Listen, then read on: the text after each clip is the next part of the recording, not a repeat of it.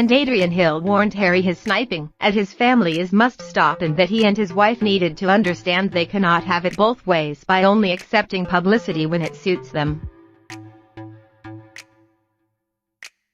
Mr. Hill told Express.co.uk, "If Harry wants to become a Hollywood star, that's up to him. But for myself, as a person who regards himself from Sussex, lived there 30 years, plus mother's family, one cannot help wondering why the Queen's advisors allow Harry and Meghan to carry on claiming a connection with Sussex, let alone as Duke and Duchess. There are two dukes already resident, one at Arundel and the other at Goodwood, and both families do a great deal for the local community. Both are in West Sussex, so a Duke and Duchess would have brought something glamorous to East Sussex." Mr. Hill, a former officer in the Royal Engineers who among other diplomatic posts worked as a member of the Channel Tunnel team at the Foreign and Commonwealth Office and the Cobra Committee of the Cabinet Office, added, "I know Sam Goldwyn said there's no such thing as bad publicity, only publicity, but I cannot see anyone in America taking a holiday in Sussex thanks to Harry and Meghan.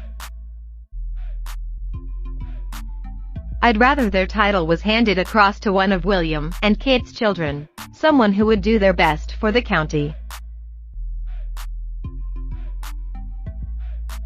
He added, "Sussex needs someone who is more concerned about the welfare and prosperity of the people than two spoiled rich show business stars obsessed with their own problems.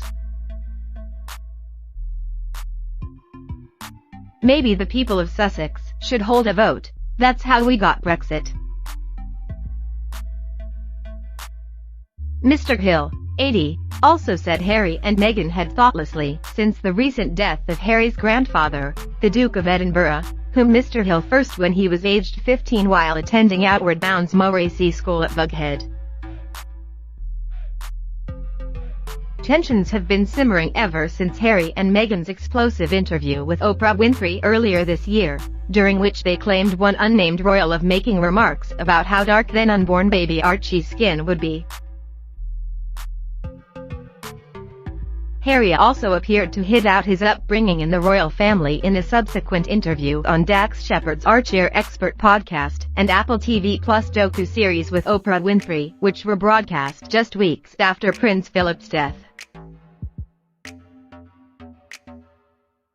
The couple waded into fresh controversy after confirming their decision to name their newborn baby girl in honor of her great-grandmother's nickname as a child. The Duke and Duchess of Sussex are understood to have instructed their lawyers to send a legal letter to the BBC over suggestions that they did not ask the Queen for permission to use the name Lilibet, claims the couple denied. A spokesperson for the couple added, "Had she not been supportive, they would not have used the name." Mr. Hill said, "I hope they asked the Queen first, or asked Charles what he thought, or asked William what he thought." Harry started off very well, serving in the army, a tour in Afghanistan, and then the Invictus Games, a major achievement that improved the lives of many, many young people. Full marks, by any measure. However, he added, "Since he teamed up with Meghan, we have lost the old Harry and have this mixed-up character. He's too old to be allowed the follies of youth, and all seems to be about how to make money out of winging and sniping at his family. To do this, after the Queen, and the nation, have just lost Prince Philip is pretty thoughtless."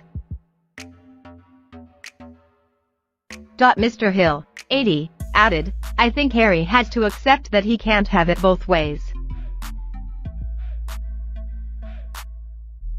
If your brother is a future constitutional monarch, then mouth discipline is part of the institution. I don't think the Queen needs worry. She's still doing a fantastic job, and the only thing I would tell her if I were her press secretary, two friends of mine were, not to worry if people repeat what you say to them. Indeed, put things the best way, and that relies on the good advice of your press secretary. and there are many subtle messages that you put across about tolerance and understanding of others. Good Christian values for a start, and that includes tolerance of other races and religions. Where does that happen most? In the Commonwealth of which she is head.